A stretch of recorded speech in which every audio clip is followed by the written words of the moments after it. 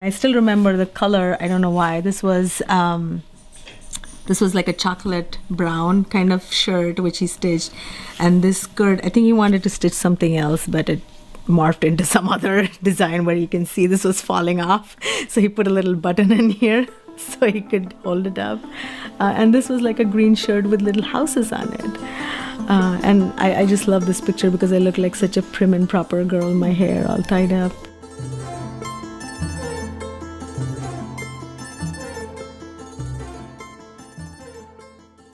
I, for some reason, have always been more comfortable wearing saris than a Punjabi dress.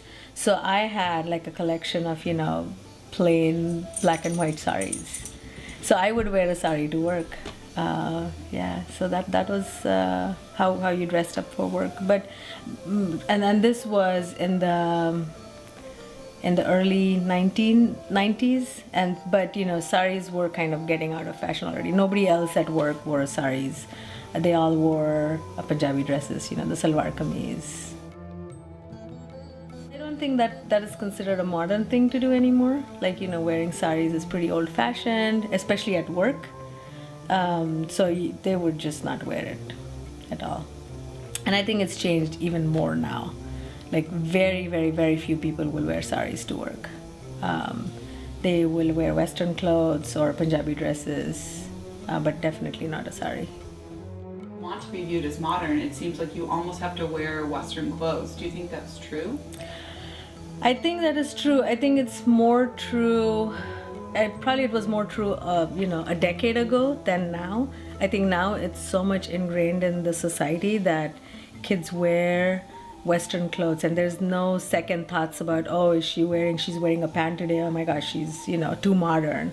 I think that's just part, like I have cousins and who have kids now, they don't even think about getting like specifically Indian clothes unless like it's for a big party. They would have a very expensive Indian dress, but otherwise it's just skirts and pants and trousers or jeans. That's just become the second nature now.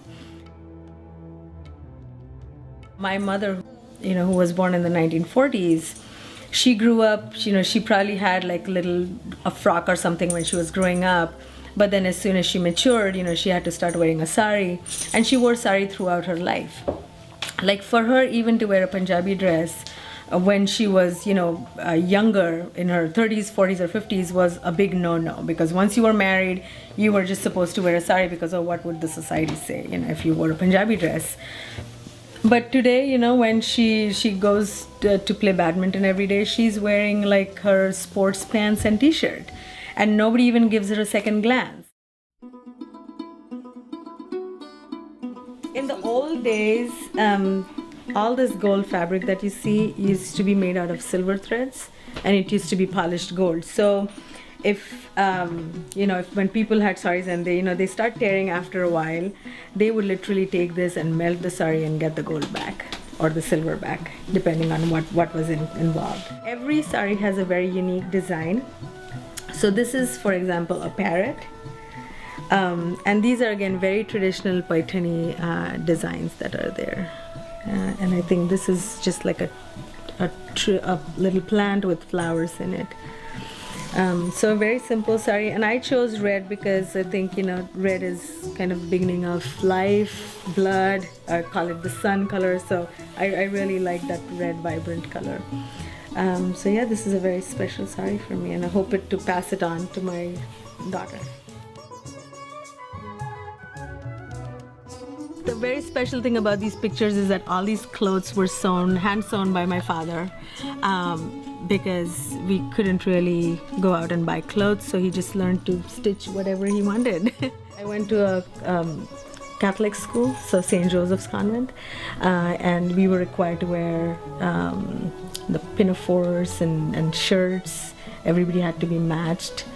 And yeah, this is probably when I was in second grade. Did you like wearing these kind of clothes, or? I just didn't have a choice. It was a uniform, and we had to deal with it. So I don't think I gave it any other thought. Only some of them would require the girls to wear a salwar kameez. Otherwise, majority of the schools wear Western clothes.